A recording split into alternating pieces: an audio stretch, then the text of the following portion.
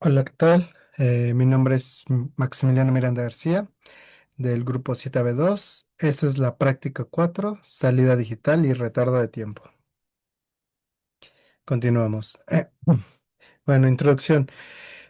Para muchas aplicaciones a menudo es necesario que los programas utilicen retardos de tiempo. Por ejemplo, si hacemos parpadear un LED cada segundo, es evidente que necesitaremos un segundo de retardo. Eh, Una forma de hacer que el PIC genere un retardo es haciendo que este se quede ciclando un tiempo determinado. Esto usando contadores que vayan decrementando hasta llegar a cero y con esto el retardo haya acabado. Esto lo podemos ver ya que vimos contadores en donde pues sabemos que un contador lo ocupamos por una multiplicación en donde pues tenemos el multiplicando y el multiplicador y pues esto nos generaba una secuencia que pues este en cierto momento llegaba a cero y se paraba, ¿no? Entonces este tipo de ciclos lo podemos utilizar para generar retardos. Ahora bien, un parámetro necesario para estimar la velocidad de una computadora es su frecuencia de trabajo. Los PIC 16 usan osciladores de hasta 20 MHz. La frecuencia del oscilador se divide entre 4. Este dato lo proporciona el fabricante, o sea, este dato no lo podemos sacar de ningún lado más que de la hoja de especificaciones y porque el fabricante lo dice. Y pues esto se utiliza para obtener lo que se denomina frecuencia de ciclo de instrucción. Esto nos va a ayudar a calcular el tiempo de instrucción y con esto poder generar un retardo de tiempo que deseemos. Esto es, ahorita veremos cómo lo aplicamos, ya que esto nos ayudará mucho a que sepamos cuántas instrucciones o cuántos ciclos necesitaremos, cuánto tiempo ocupa cada ciclo y todo esto para poder generar nuestros contadores para poder hacer el retardo que nosotros deseemos. Ahora bien, ¿cómo calcular la frecuencia y el tiempo de ciclo de instrucción? Bueno, para realizar estos cálculos emplearemos las siguientes fórmulas, ¿no? La primera es F ciclo de instrucción, que quiere decir la frecuencia de ciclo de instrucción. Esto se va a hacer obteniendo el dato de la frecuencia del oscilador entre 4, que es el dato que nos ha dado ya el fabricante, y el tiempo de ciclo de instrucción lo vamos a obtener una vez que obtengamos el ciclo de instrucción entre la frecuencia del ciclo de instrucción. Ahorita veremos más a detalle estas dos fórmulas, ¿no? Por ejemplo, para un oscilador de 4 MHz, ¿no? Tenemos en nuestro PIC 16F887, lo tenemos configurado para un oscilador de 4 MHz. Queremos saber cuánto tiempo se va a tardar en cada instrucción. Bueno, pues tenemos la frecuencia del oscilador que es de 4 MHz y bueno, utilizamos la primera fórmula que es el ciclo de instrucción. La frecuencia del ciclo de instrucción va a ser los 4 MHz entre 4, que es el número que nos da el fabricante, y nos da 1 MHz. Ahora, el tiempo de ciclo de instrucción lo vamos a obtener que va a ser uno, que es el ciclo que por lo regular tienen las instrucciones. Hay un par que tienen dos, como el GoTo o el DEC FSZ, pero ese solo tiene dos ciclos de instrucción cuando termina y hace el salto, ¿no? Pero bueno, en este caso el promedio es de un ciclo de un ciclo, ¿va? Por instrucción. Y lo vamos a dividir entre 1 MHz. Al hacer la división, vamos a obtener que es 1 por 10 a la menos 6 segundos, que podemos decir que es un microsegundo. Ahora, como les decía, cada instrucción tiene un determinado ciclo. Por ejemplo, MOV LW, MOV WF, DEC FZ y NOP tienen por lo regular un ciclo. Ya les comenté que DEC hasta que cumple el cero y se llega a cero y tiene el salto ahí es donde cumple dos ciclos, pero normalmente tiene un ciclo, ¿va? Y mientras que GoTo normalmente tiene dos ciclos. Estos ciclos también son importantes a la hora de generar nuestro retraso o retardo. Ejemplo, en este código tenemos un código donde tenemos mov LW, en donde le vamos a dar a W un valor de 250 y con move WF lo vamos a pasar al contador uno, ¿no? Tenemos un NOP, un DEC FSZ del cont 1, que lo vamos a ir decrementando y lo vamos a guardar en la misma variable cont 1. Lo vamos a hacer goTo, ciclo, y se va a estar repitiendo entre el NOP y el DEC FZ hasta que se cumplan los 200, hasta que decremente el 250 hasta cero y termina. Ahora bien, aquí tenemos unos números entre paréntesis. Estos números entre paréntesis son los ciclos. El MOF LW, como les dije, ocupa uno, el MOF WF ocupa uno, el NOP ocupa uno, el DEC FCZ les digo que ocupa normalmente uno y hasta el final ocupa dos, pero siempre lo tenemos en promedio como uno, y el GOTO ocupa dos. Si analizamos estas tres líneas, que son las que se van a estar repitiendo en el ciclo, podemos sacar que tienen uno y uno, 2 más 2 4 por 250, que va a ser las veces que va a estar repitiendo estos ciclos de instrucción, obtenemos que 1000 ciclos de instrucción. O sea, este contador va a generarnos 1000 ciclos de instrucción. Por lo tanto, si lo queremos sacar en tiempo, sabemos que para un, para un oscilador de 4 MHz obtenemos un microsegundo, multiplicamos 1000, que son los ciclos de instrucción, por un microsegundo y obtenemos un milisegundo, por lo que ya nos estamos acercando a lo que es el segundo. Ahora bien, con el código anterior podemos ver que ver que ese contador con un valor de 250 y con las instrucciones NOP, DEC, FZ y GOTO podemos generar un retardo de, bueno, aquí hubo un error, es de 300 microsegundos, en realidad es de un microsegundos, que es un milisegundo, y que el tiempo máximo que podemos generar de retardo con una sola variable cont es de 255. O sea, solo podemos pasarle 255 a esta variable y luego multiplicarla por 4 y con esto generar este valor, ¿no? Así que el máximo valor que le podemos asignar a la variable es 255, por lo que para llegar al segundo no nos sirve solo un contador. Para esto tendremos que utilizar eh, más valores y bueno, un valor más alto. ¿Y cómo lo hacemos? Pues necesitamos bucles anidados. Para los bucles anidados se utiliza la siguiente expresión. El retardo de tiempo va a ser igual a P por M por N por 4 milisegundos en el caso de utilizar un oscilador de 4 segundos, de 4 MHz, ¿ok? Porque vamos a utilizar bueno, sabemos que entre el NOP, el FCZ y el GoTo vamos a estar generando 4 milisegundos, 4 microsegundos, porque son 4 ciclos, 4 por un microsegundo, 4 microsegundos, ¿va? Por eso está aquí el 4 microsegundos. Ahora, el N, el M y el P, ¿qué quieren decir? Estos van a ser los valores que les vamos a pasar a nuestros contadores. En el caso anterior fue 250 para el contador uno, pues para el contador 2 a M le vamos a dar, por ejemplo, 100 y a P le vamos a dar 10, porque con esta operación vamos a obtener un segundo y lo vemos a continuación. Por lo que para generar un retardo de un segundo se realizará la siguiente operación. Retardo de tiempo es igual a 10 por 100 por 250 por 4 microsegundos. Si multiplicamos 10 por 100 nos va a dar 1000. Si multiplicamos 250 por 4 microsegundos, nos va a dar un milisegundo, que ya lo habíamos obtenido en el programa, en el código anterior. Ahora, si multiplicamos 1000 por un milisegundo, nos va a dar un segundo. Por eso estos valores de 250, 100 y 10 son los que le vamos a pasar a nuestros contadores eh, para generar nuestros bucles anidados. Ahora, estos se tienen que acomodar de cierta forma y lo veremos más adelante en el código, en donde ya estará bien desarrollado. Ahora, cada una de estas letras, como ya se los mencioné, P, N y M, serán bucles anidados o contadores que estarán anidados para poder generar un retardo de un segundo. Por lo que para generar un retardo aún más grande, podemos agregar una letra O, en este caso, ¿no? Que ya tenemos N, M, N, O, y te digo, tenemos P y podemos agregar una O, ¿no? Que podemos definir la cantidad de segundos que queremos en nuestro retardo. Si con estas cuatro letras ya tenemos, perdón, estas tres letras ya tenemos y podemos obtener un segundo, si le agregamos una otra, vamos a estar multiplicando ese segundo por 10, por 20, por 50, por 60 para generar un minuto, y así nos podemos ir, ¿no? Y podemos agregarle, por ejemplo, 60 por otros 60, ya nos estaría dando, ya no solo un minuto, nos estaría dando una hora. Y así podemos ir jugando con estas letras, pero hay que acomodar los ciclos anidados de cierta forma para poder, bueno, los bucles anidados de cierta forma para poder generar estas cantidades de retardo, ¿no?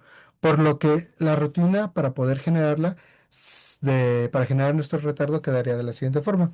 Este es el código de una subrutina de un retardo. Esta se va a aplicar ya después para generar un código completo de prender y apagar un LED. Pero la rutina queda de la siguiente forma. El nombre de la subrutina es retardo. Vamos a mover el valor 10, que era el valor de P, lo vamos a mover de W a una variable llamada contuno. Ahora vamos a mover el 100, que era el valor de N, lo vamos a mover a una variable llamada cont2 y el valor 255 lo vamos a mover a la variable de cont3, que es el valor de M. Ahora, aquí es donde empiezan nuestros ciclos y se van a ir repitiendo. Vamos a poner un up, vamos a decrementar el cont3 y vamos a guardarlo sobre el mismo y vamos a repetir el ciclo uno. Ahora, vamos a empezar de ciclos desde el último que se declaró hasta el que se declaró primero. Por ejemplo, en este caso empezamos goto. Vamos a decrementar con 3, que es el último que se declaró, y lo vamos a poner en el ciclo uno. Y se va a estar repitiendo y se va a estar repitiendo 255 veces. Una vez que termine estas 255 veces, se va a saltar y va a ir con el ciclo 2. Va a terminar este ciclo y otra vez va a empezar con este ciclo uno. Y se va a decrementar 250 veces. Se va a ir al ciclo 2, se va a decrementar otra vez, va a pasar de ser 100 a ser 99, 98, 97, mientras este se va a ir decrementando. Y ahora, una vez que terminen estos 100 de aquí, va a pasar al ciclo 3 y se va a decrementar. De 10 va a pasar a 9 y ahora va a volver a regresar al ciclo uno, que va a ser este del con 3. Luego se va a repetir y se va a decrementar 155 veces. Luego va a pasar al ciclo 2, se va a decrementar 100 veces y ahora este se va a decrementar otra vez. Se va a decrementar uno y así se va repitiendo. Por eso, estos ciclos, ya una vez que se analizan bien, te das cuenta de la cantidad de cosas que hace el microcontrolador para hacer ese ciclo anidado y estar ciclando y ciclando y ciclando, y tenemos que dejar ahí al PIC trabajando en esos ciclos, que se mantenga ese tiempo, que se pueda decir, entre comillas, pierda un segundo de tiempo, pierda ahí su tiempo, pero que en realidad estamos generando retardo. Y pues una vez que se completan todos los ciclos y que el último, que es el cont uno, llega al valor de cero, se salta todo y se termina. Y ahora sí se va al return y de ahí ya va el programa, ¿no? Ahora, les voy a hablar de lo que son las palabras de configuración, que es algo muy importante. Las palabras de configuración son bits que nos permiten configurar ciertos aspectos generales del funcionamiento de un microcontrolador, tales como condiciones de reinicio, el tipo de oscilador que se va a utilizar y las condiciones de seguridad que vamos a aplicar sobre nuestro PIC. Ahora, el PIC 16F887 cuenta con dos palabras de configuración conocidas como config1 y config2. Ahora, condiciones de reinicio. Estas condiciones de reinicio nos sirven para poner al microcontrolador en un estado inicial conocido. Esto es, en cuanto tú conectas, lo energizas, se reinicia y empieza en un punto en donde nosotros ya conocemos y sabemos que va a estar. Ahora bien, ¿cómo se van a configurar? Pues el primer bit que se utiliza es el MCLR, que es el bit de reinicio por evento externo, o el Master Clear Bit, ¿no?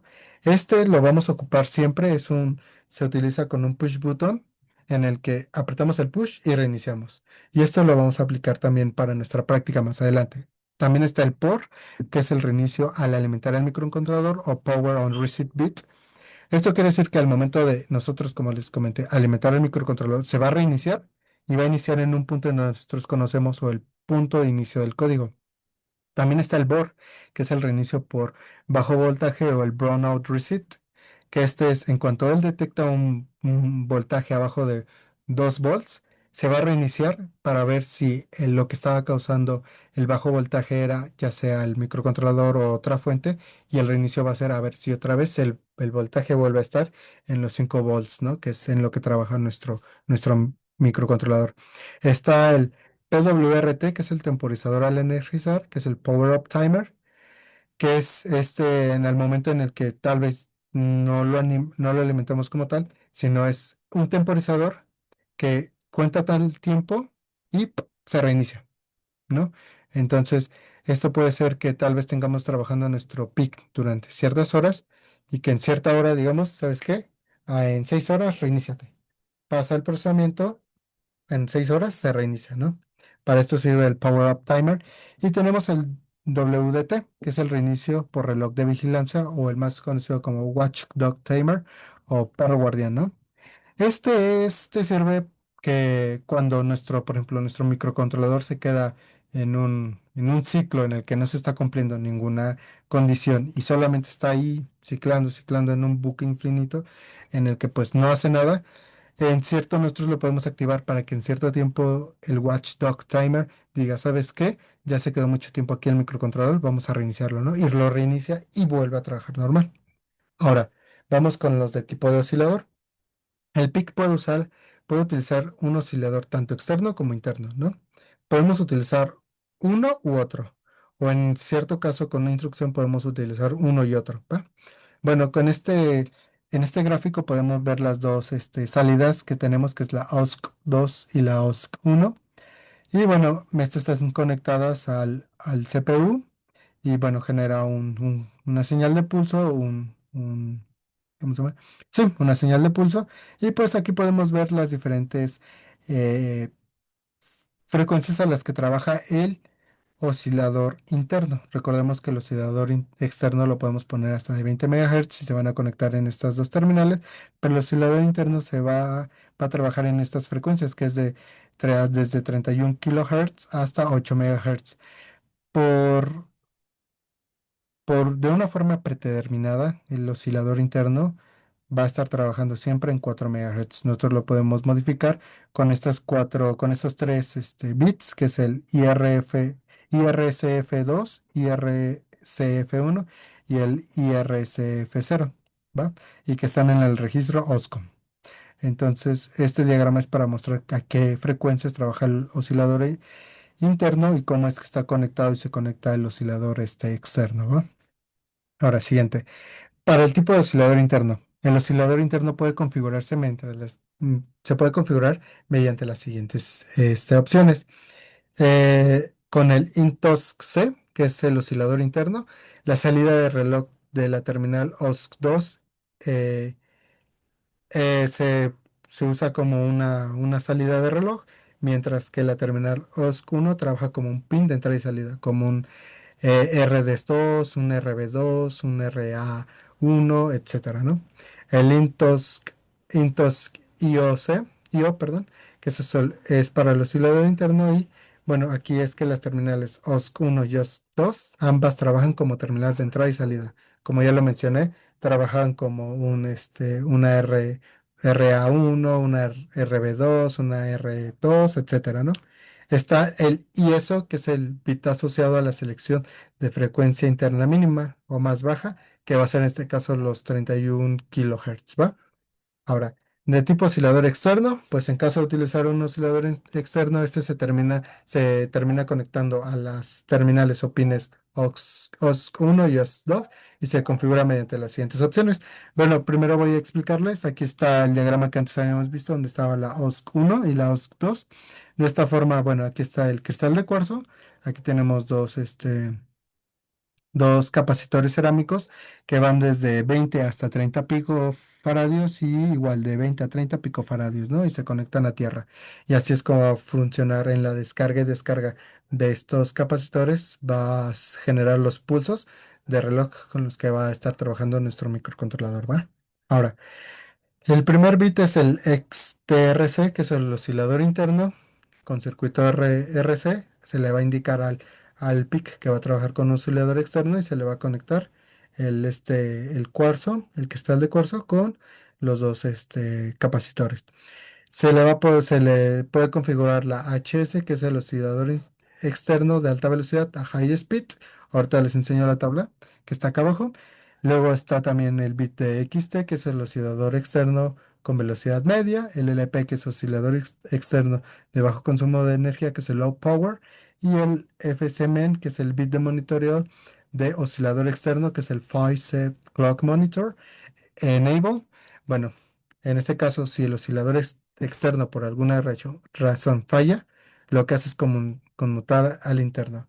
Pero hay que tener en cuenta que si tenemos un oscilador externo de 20 MHz, va a conmutar al más alto que es de 8 MHz. Entonces ahí vamos a tener unas variaciones de tiempo que puede afectar a nuestro proceso, entonces hay que tener cuidado al utilizar el FSMN, ya que pues si vamos a utilizar un externo y vamos a utilizar este bit, pues nos conviene utilizar un externo de 8 y si llega a fallar, que conmute al de 8 del interno, ¿va?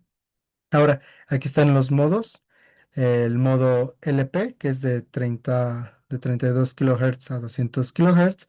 El XT, que va desde 100 kHz hasta 4 MHz. Y el High Speed, que es de 8 MHz hasta los 20 MHz, que es el máximo que ocupa, ¿no? Ahora, bueno, condiciones de seguridad. En las condiciones de seguridad tenemos tres bits, que es el CP, que es el bit de protección de memoria de programa, que es el Code Protection Bit, el CPD, que es el bit de protección de memoria de datos, que es el Data Code Protection, y el WRT, que es el protección de escritura a memoria flash, o el Flash Program Memory Side Write. Bueno, el CP, que es el protección de memoria de programa, lo que hacemos es proteger al programa que está dentro y no dejamos que se pueda modificar o se pueda obtener, ¿no?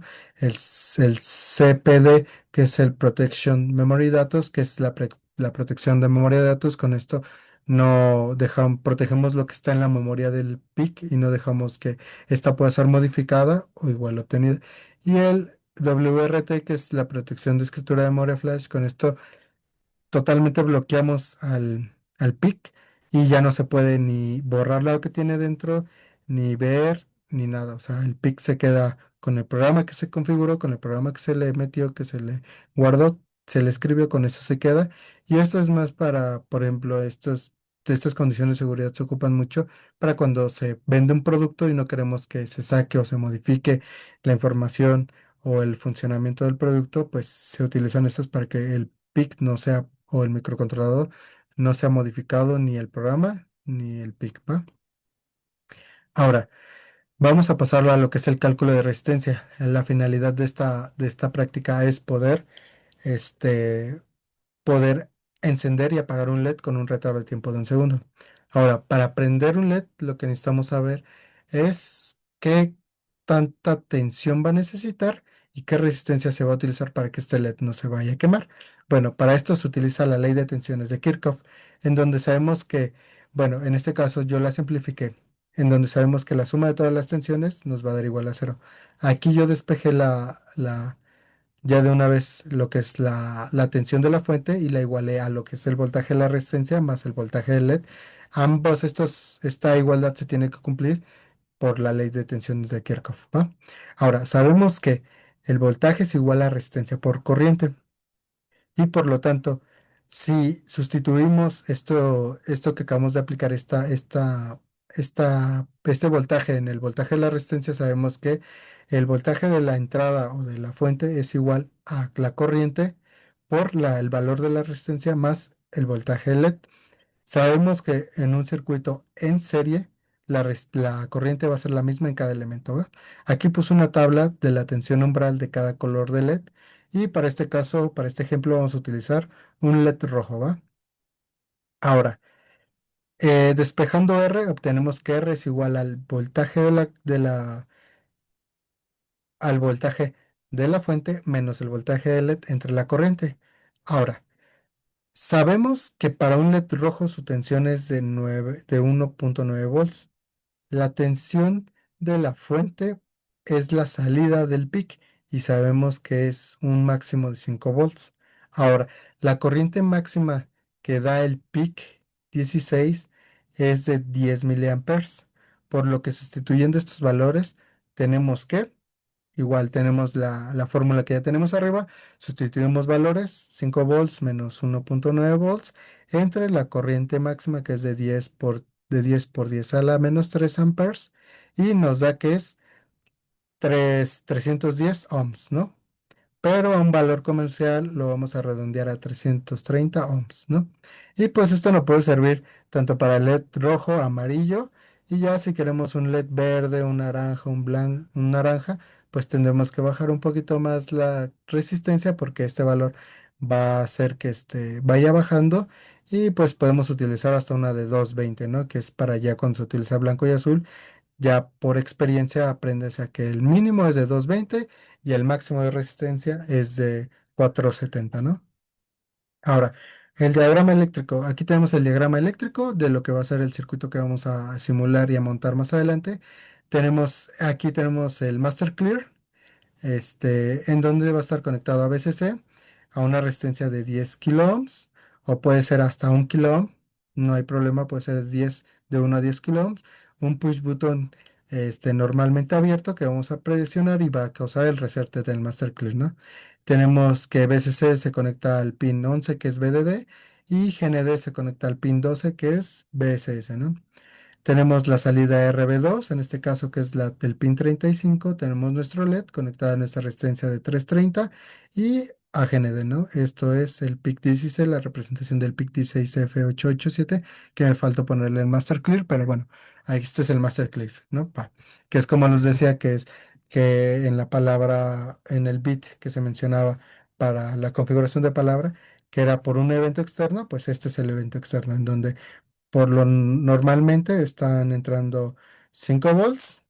En cuanto se aprieta el reset, se genera aquí, dejan de fluir los 5 volts y se genera 0 volts y es cuando se activa. Hay que tener en cuenta el master click se activa cuando no hay voltaje, ¿va? Y bueno, el diagrama de flujo. Aquí está el diagrama de flujo de una salida digital con un retardo de tiempo de 1 segundo, ¿no? Para prender y apagar un LED. Primero, el inicio. Vamos a etiquetar la memoria de datos para lo que vayamos a utilizar, en este caso los conts, los contadores del 1 al 3. Vamos a configurar la salida digital para prender y apagar el LED.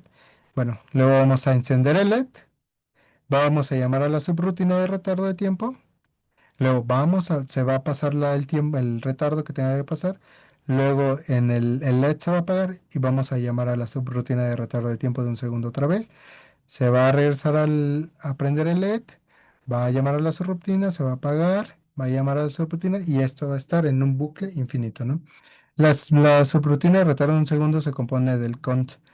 Bueno, en este caso es el cont 1, aquí me equivoqué y es cont 1, el cont 2 y el cont 3, ¿no? Como ya lo habíamos visto en el código anterior.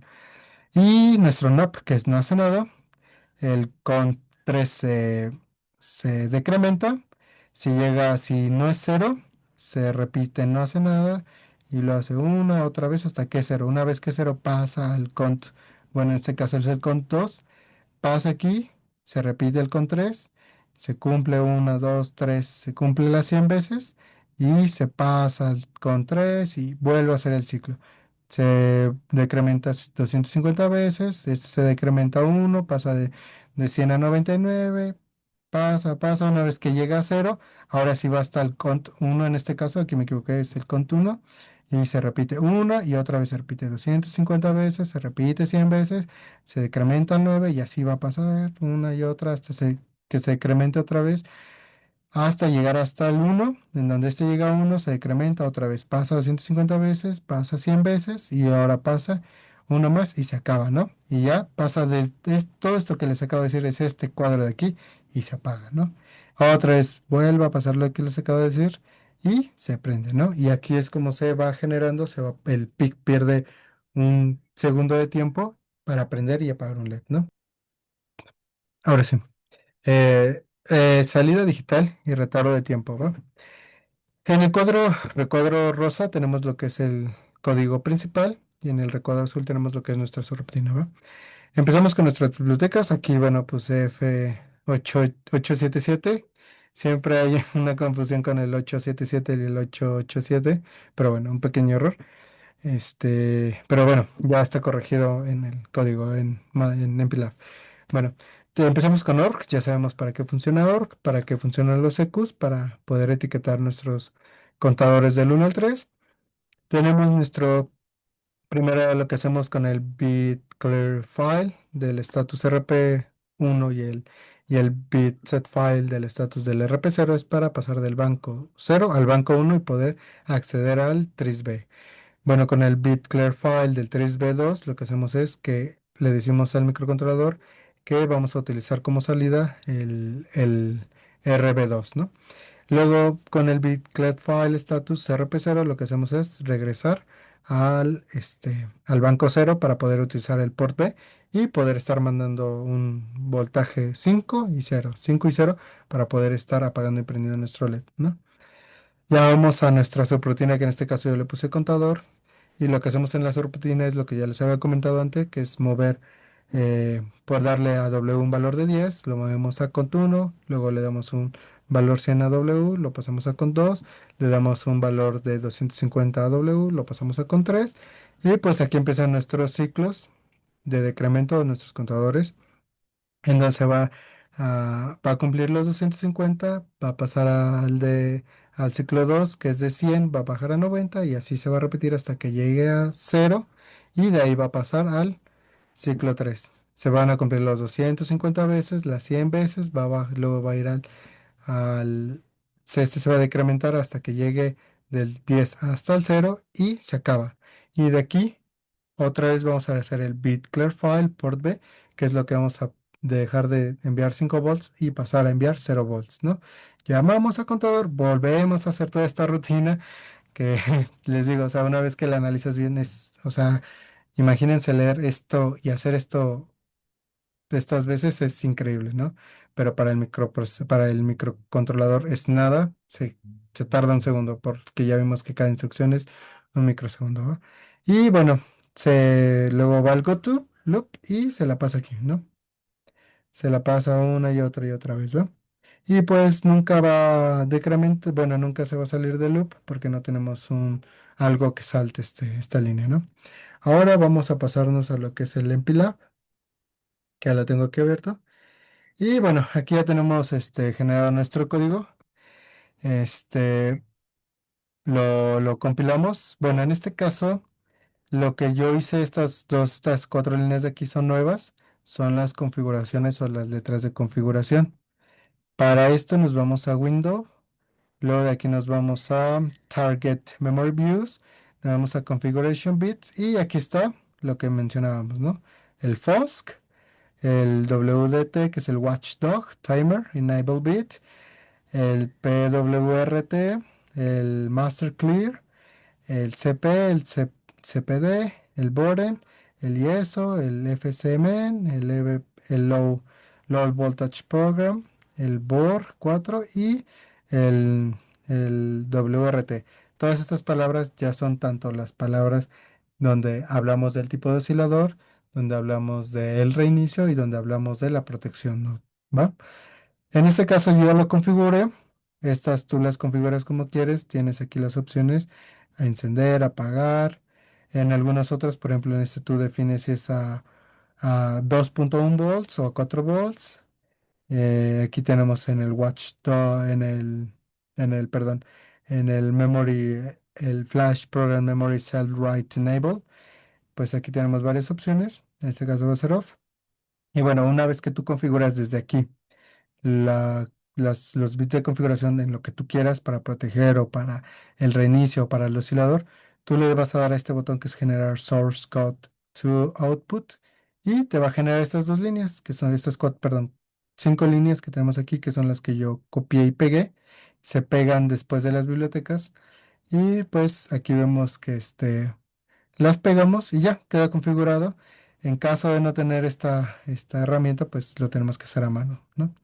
Y pues aquí está nuestro programa, eh, con el ORGs en cero, los ecos, todo como lo tenemos y nuestra subrutina de contador, ¿va?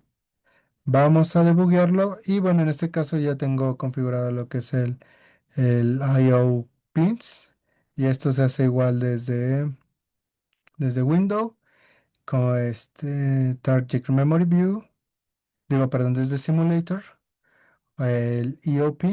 Y pues como ya lo seleccioné, ya lo tengo abierto, ya lo tengo. En este caso yo configuré RB2. En el caso de que nosotros los debugueamos.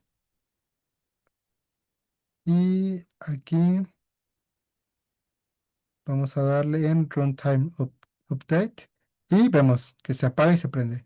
En este caso, como ya nos había mencionado el profesor, el que se prenda y se apague o pase del 0 al 1 de manera más rápida de un segundo, esto va a depender demasiado de la velocidad del procesador de la computadora. En este caso, pues que eso quiere decir que la velocidad de la computadora o del procesador es muy alta, por eso cambia más rápido de lo que es un segundo, ¿no? Y pues aquí está la simulación en Pilab con el I/O pins, los I/O pins, y pues ya les mostré cómo es que se configura o en dónde podemos configurar los bits, que seleccionando es fácil, nada, seleccionamos y cambiamos, seleccionamos y cambiamos. En este caso, pues viene lo del el, el oscilador externo con clock out o sin clock out, oscilador interno con clock out y sin clock out, ¿no? Aquí están las velocidades, es high speed, mediana velocidad o low speed, ¿va? Y pues las demás configuraciones que es encenderlas, desactivarlas, activarlas, ¿no? Ahora vamos a detenerla. Ya en MPLAB ya hemos estado bastante. Ahora vamos a pasar a algo un poquito más interesante que es simularlo, pero vamos a simularlo primero antes de pasarlo a físico. Y en este caso es en Proteus. Proteus es una herramienta de simulación. Este, Proteus nos ayuda mucho a poder simular circuitos antes de pasarlos a la vida real. ¿Y esto cómo lo hacemos? Pues este programa de Proteus tiene una cantidad increíble de, de elementos con los que podemos simular. Tenemos desde analógicos, capacitores, este, CMOS series, 4000 series, conectores, convertidores de data, PLCs. Tenemos una increíble eh, variedad de componentes electrónicos con los que podemos trabajar. Esto es increíble, o sea, tiene es increíble la cantidad de bibliotecas que tiene. De hecho, hasta aquí tenemos compuertos lógicos. De hecho, este programa ya está tiene bibliotecas para simular Arduinos y SP32. Entonces, está muy completo y nos sirve mucho para este caso que utilizamos PIC para saber si está corriendo de forma correcta nuestro programa antes de meterlo físico, pues lo metemos aquí y vemos cómo funciona, ¿no? Aquí tenemos, les digo, las librerías. Este, Aquí podemos buscar los elementos. Aquí podemos buscarlos de otra forma para sustituir, ordenar, quitar o poner para poder editar. Aquí tenemos lo que son en modos de terminales, pues tenemos lo que es el input, el output, el power. Tenemos también lo que es el ground, ¿no? Entonces, pues sí. Y pues en este caso yo ya tengo guardado qué es lo que utilicé, los elementos que utilicé, que es que es como un amplificador operacional que podemos verlos. Pues yo ya seleccioné nuestro PIC16F887, un LED, una resistencia que ya le puse de 330, una resistencia de 10K y un push button, ¿no? Para cargar el programa seleccionamos, o damos doble clic al PIC, nos vamos aquí en donde dice Program File, le damos en la carpeta para buscar. En este caso ya lo tengo aquí, que es en LED, un segundo X, Production. Tenemos que buscar es el punto X, que es el punto que es el con el que nosotros podemos programar, tanto en este caso en Proteus como de forma física, nuestro microcontrolador, ¿va? Le damos a abrir, ya lo cargamos, le damos a aceptar y pues en ese botón de aquí abajo, aquí viene lo que es correr, ¿no? Le damos correr y como vemos, apaga, prende, apaga y prende. Y es aproximadamente un segundo, no como en el MPLAB que veíamos que no era un segundo lo que se apagaba y se prendía, sino iba mucho más rápido. Y si presionamos, por ejemplo, el Master Clear, se reinicia, si lo dejamos presionado, se queda apagado, lo soltamos y se reinicia. Presionamos, soltamos, reinicia. Y así, no la, así es como funciona el Master Clear para reiniciar nuestro microprocesador, ¿no? Entonces, Proteus es una herramienta muy buena, muy útil, que nos va a ayudar este, para poder simular nuestros circuitos y para hacerlo de forma correcta, ¿no? A veces nuestros circuitos en la vida real no, o en la forma física no funcionan, no sabemos por qué. Pues qué mejor que hacerlo de una forma segura, sin dañar los elementos electrónicos o dispositivos electrónicos. Primero lo hacemos en este tipo de programas y ya luego los pasamos de forma física, ¿no? A continuación les voy a pasar un pequeño video de 10 segundos en donde se muestra de forma experimental en un protoboard con un PIC real de forma física, cómo es que se funciona. Y pues nada, ahorita se los enseño.